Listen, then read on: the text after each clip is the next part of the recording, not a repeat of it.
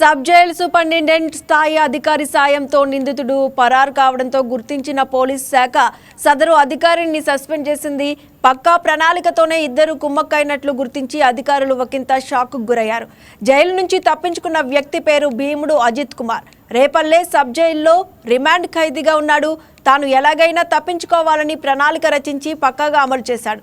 Sub jail superintendent మన్నం వెంకటేశ్వరరావును బలహీనత తెలుసుకున్న అజిత్ కుమార్ కింది స్థాయి సిబ్బంది ద్వారా తనను ఆసుపత్రికి పంపించే ఏర్పాటు చేస్తే ప్రతిఫలంగా సొమ్ము జమ చేయిస్తానని ప్రలోభపరిచాడు.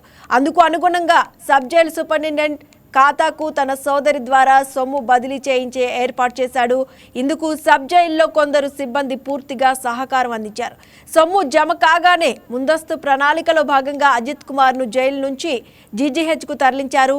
అక్కడే అసలు ట్విస్ట్ వెలుగులోకి వచ్చింది. చికిత్స కోసం జీజీహెచ్కి వచ్చాక తనకు కాపలాగా ఉన్న పోలీసులతో సాన్నిహిత్యం పెంచుకున్న అజిత్ కుమార్ ఉదయాన్నే విధుల్లో ఒక్కరే ఉన్న విషయాన్ని గుర్తించాడు. సదరు పోలీసుకు 500 రూపాయలు ఇచ్చి టిఫిన్ చేసి తనకు తీసుకురావాలని కోరాడు. ఈ క్రమంలో మార్చి 28న పోలీసు అల్పాహారం చేస్తూ ఉండగా వాష్రూమ్కు వెళ్ళొస్తానని అజిత్ కుమార్ చెప్పాడు. అక్కడి నుంచి జారుకుని దర్జాగా బయటకు వచ్చి ఆటో ఎక్కి పరారయ్యాడు.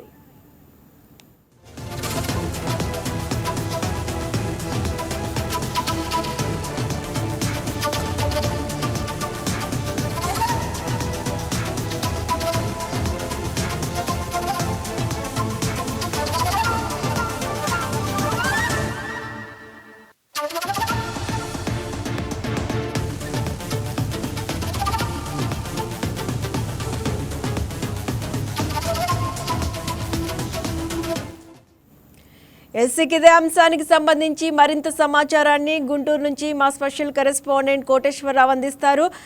కోటేశ్వరరావు, రేపల్లె సబ్ జైల్లో రిమాండ్ ఖైదీగా ఉన్న అజిత్ కుమార్ అనే నిందితుడు తప్పించుకున్నట్టుగా కూడా తెలుస్తుంది. పక్కా ప్రణాళిక ప్రకారమే ఇది జరిగినట్టు తెలుస్తుంది. అసలు ఈ పరార్ ఘటన ఎప్పుడు జరిగింది? అసలు పూర్తి టైం లైన్ ఏంటి? సుష్మా, లాస్ట్ మంత్ ఇతన్ని తెనాలి 1 టౌన్ పోలీస్ స్టేషన్ లో పిఎస్ లో కేసు నమోదు చేయడం జరిగింది. ఇతని పేరు అజిత్ కుమార్.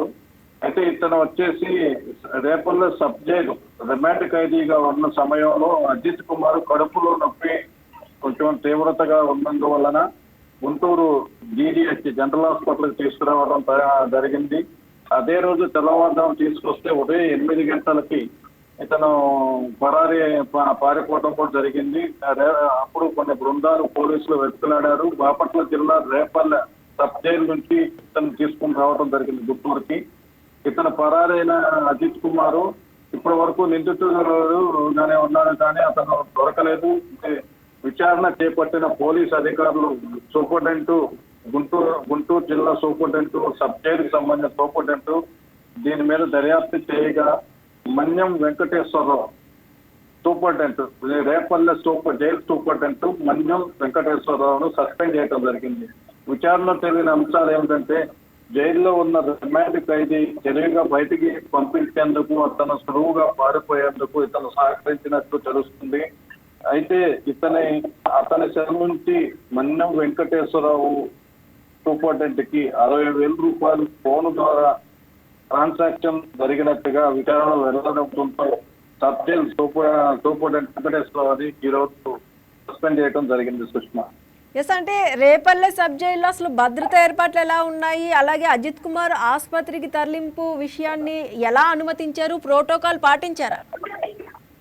ప్రోటోకాల్ ప్రకారం జరిగింది. ఆ రోజు ఉన్నతాధికారులకి వీళ్ళు తెలియజేయడం జరిగింది. మన్యం వెంకటేశ్వరరావు అనే సూపరింటెండెంట్ ఉన్నతాధికారులకి తెలియజేసి తన హెల్త్ కండిషన్ కొంచెం సీరియస్ గా ఉంది, దీనివల్ల గుంటూరు జనరల్ హాస్పిటల్ కి తరలించాలని చెప్పి ఉన్నతాధికారులతో చర్చించిన తర్వాత ఇతన్ని ఎస్కార్ట్ తో గుంటూరు జీజీహెచ్ ఆసుపత్రికి తరలించారు. కొద్దిసేపటికి అతను జాయిన్ అయిన కొద్దిసేపటికే ఒక 2 గంటల సమయంలోనే ఉదయం 5:30-6 గంటల సమయంలో అడ్మిట్ అవడం జరిగింది.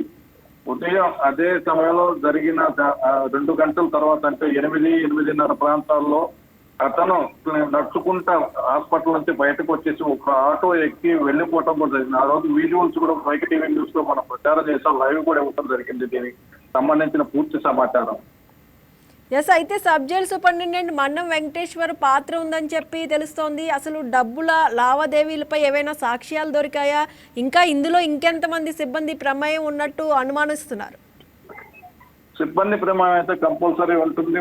పూర్తిగా విచారణలోనే ఉంది. విచారణలో ఉన్న సమయంలో ఆ నిందితుడైనటువంటి అజిత్ కుమార్ మొబైల్ నుంచి ఇతని సూపరింటెండెంట్ మన్యం వెంకటేశ్వరరావుకి ఫోన్ పే ద్వారా 60,000 రూపాయల ట్రాన్సాక్షన్ అసలు ఎందుకు జరిగింది, ఎలా జరిగింది, దీని మీద విచారణ అయితే చేస్తున్న ఉన్నతాధికారులు.